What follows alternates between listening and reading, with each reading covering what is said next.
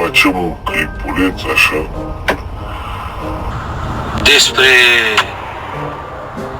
Asta trebuia pus pe 1 decembrie, dar am avut alte treburi atunci. Și o să facem așa la... cu dedicație pentru...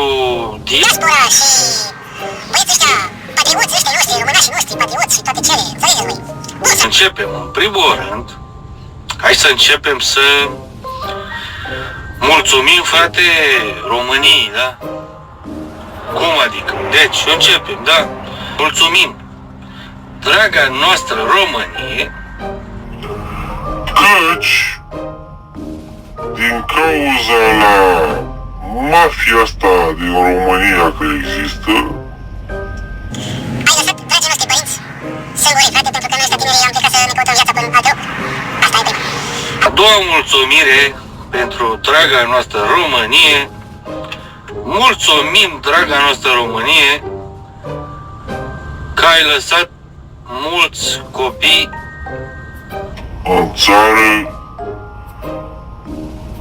în care au grijă bunicii de ei și-și văd părinți numai o lună, de exemplu, pe an.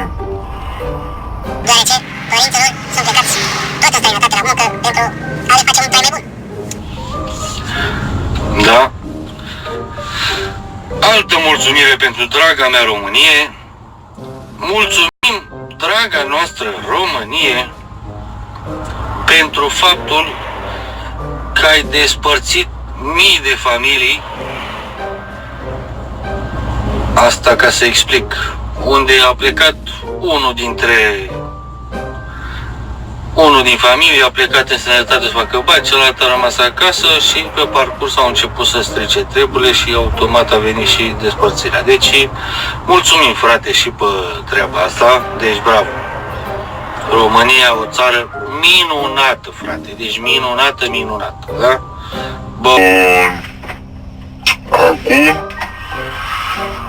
hai să o ardem noi un pic așa cu diaspora asta, frate. Deci, măi, prietenași,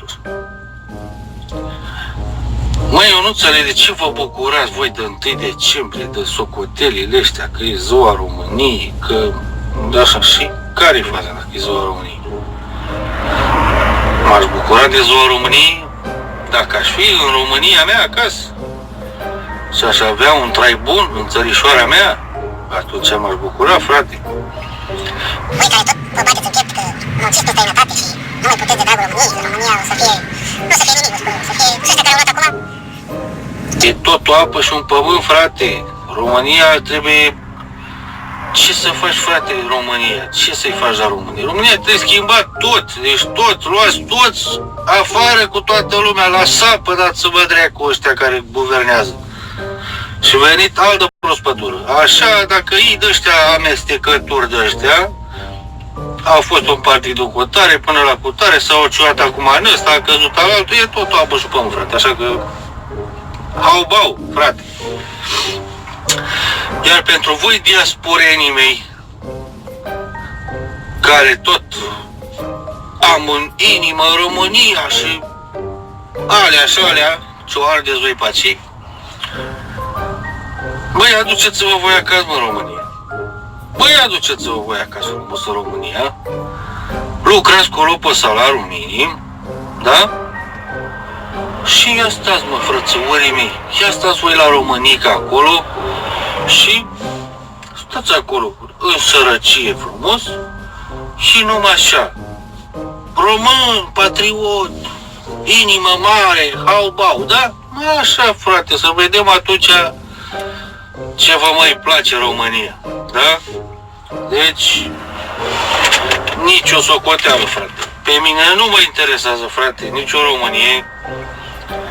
Nu mă interesează nici cine e la guvernare, cine e președinte, nici măcar știrile eu nu le urmăresc, pare, la mine din țară, pentru că nu mă interesează. De ce nu mă interesează? Păi, frate, eu dacă sunt în afară, pe mine aici în afară, frate, mă interesează ce legi se schimbă, ce socoteli se schimbă, cum merge treaba, să fie mai bine. Aici mă interesează să îmi iau o casă, să-mi iau o mașină, să nu știu ce. Deci nu România. Care e faza cu România? Ce România? România ca să ce? Deci cam asta ar fi, dragii mei, cu patriotismul și diaspora la putere. Pe 10 august, dragii mei de la diaspora care sunteți cu Românica aici, mai dați o tură, frate, în stradă în România, că să mă mai dea ăștia o bătaie bună. Că, nu să vă duceți în Românica așa în vacanță, pe Barosăneală, așa frumos, să o ardeți acolo numai în grătorele, bam, bam, bam, berică, grătorele, muzicuță, frumos. Duceți-vă, frate, pe 10 august, ardeți-o iar acolo așa frumos la capitală și mai luați o țără, boc, niște gaze, niște una alta. Asta e, dacă voi considerați că asta e vacanță și dacă voi considerați că trebuie să veniți voi din străinătăți ca să schimbați în România, duceți-vă, fratele meu. Asta e părerea mea. În România să se vaite și să latre ai care stau în România și lucrează în România, au familie în România, ăia stată să se zbată, să voteze, să facă ce-o vrea, să se schimbe țara, să ălea. Nu eu din afară. Pe mine din afară nu mă interesează. Eu aici îmi plătesc taxe, eu de aici o să iau pensii, eu de aici mă duc la medic, mă tratez. Ce treaba mea cu România? N-ai, frate, nicio treabă. N-ai nicio treabă, niciun stres. România să o facă mai bună românii care stau în ea. Deci, cam ăsta e mesajul meu de 1 decembrie, care o să fie postat după Moș Nicolae. Dar, na, merge și așa. Merge și așa, frate. Deci, Sorinel v-a salutat. Sper că nu v-ați supărat, dar asta e părerea unui om care România nu i-a dat nicio șansă și nici eu nu-i mai dau României. V-am salutat cu al meu al dracu respect.